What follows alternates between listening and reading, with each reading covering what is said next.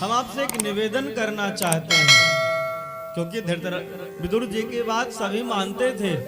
विदुर नीति सबसे सुंदर नीति है। धृतराष्ट्र ने कहा, भैया हम आपसे कुछ कहना चाहते हैं। यह जो आपका पुत्र है ना दुर्योधन, यह सभी के नाश का जड़ है। कहा इसको आप त्याग दो। शरीर में अगर कोई एक अंग खराब हो जाए तो उसे काट देना चाहिए, नहीं तो वह धीरे धीरे सारे अंग को खराब कर देता है, सभी शरीर को खराब कर देता है। यदा तो राजा स्वसुतान साधुन असाधुन सुतान, तुम्हारा बेटा बड़ा दुष्ट है भैया। कहा कि यह जब बात कह रहे थे तो दुर्योधन पीछे से सुन रहा था। दुर्योधन पीछे से सुन रहा था और दुर्योधन ने जैसे सुना तैसे विदुर जी महाराज के पास गया और कहने लगा, अरे दुष्ट, तू हमारे रोटी खाता है और हमारी ही निंदा मेरे पिताजी से करता है, मुझे मरवाने की बात कहता है पिताजी से। और ऐसा कहा।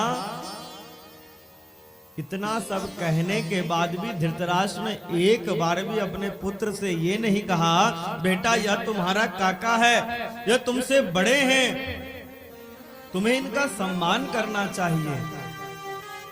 का विनष्ट दृष्टि, धृतराष्ट्र के बाहरी आंख तो नहीं थे, लेकिन आंतरिक अंदर के आंख भी समाप्त हो गए थे। विवेक रूपी जो ज्ञान विराग नयन उर्गारी, ज्ञान और वैराग्य रूपी आंतरिक नयन होते हैं। कहा विनष्ट दृष्टि, आंतरिक आंखें भी समाप्त हो गई थी, एक बार भी मना नहीं किया। महाराज अगर कोई कुल में खानदान में कोई अगर बड़े का अपमान हो रहा हो तो उस छोटे को डांटना चाहिए। बेटा तुम्हें अपने बड़ों से ऐसी बात नहीं करना चाहिए, उसका विरोध करना चाहिए। अगर आप विरोध नहीं करोगे तो एक दिन वह आपसे भी ऐसे बात करेगा। एक बार भी धृतराष्ट्र ने मना नहीं किया और इतना सब डांटा। जब डांट दिया तो विदुर जी महाराज ने कहा कि अब जो है हमें इस राज्य को छोड़ देना चाहिए। क्यों? क्योंकि जहां पे बड़ों का सम्मान न हो उस जगह का त्याग कर देना चाहिए।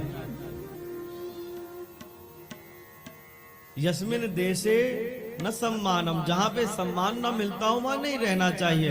विदुर जी महाराज ने क्या किया? विदुर जी महाराज ने अपना धनुष बाण वहीं पे रख दिया धृतराष्ट्र के पास। सुखदेव भगवान कहते हैं, स्वयं धनुर्द्वारि निधाय माया। स्वयं धनुर्द्वारी, किसी ने कहा नहीं, लेकिन स्वयं उन्होंने अपना धनुष बाण उतार के रख दिया। कहा दुर्योधन तुम यह समझ रहे होगे कि मैं इधर से जाकर के पांडवों में मिल जाऊंगा, तो यह कभी मत सोचना। मैं अब आज के बाद कभी युद्ध नहीं लड़ूंगा। मैं राज परिवार का सदस्य नहीं बनूंगा। और विदुर जी महाराज ने अपना धनुष बाण छोड़ दिया। यदा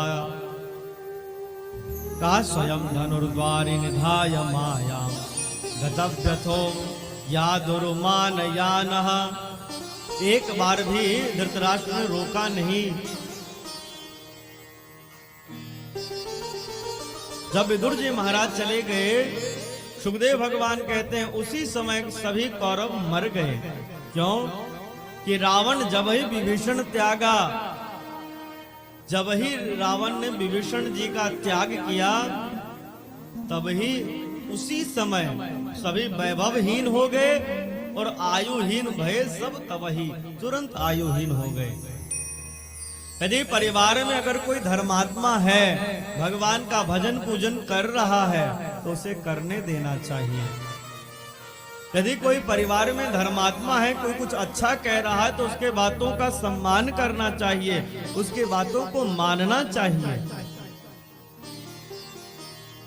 कहते हैं सुखदेव भगवान कि सभी कौरवों का आयु समाप्त हो गया। विदुर जी महाराज छोड़ करके चले गए राज्य। अब क्या हुआ कि शांति दूत बना करके पांडवों ने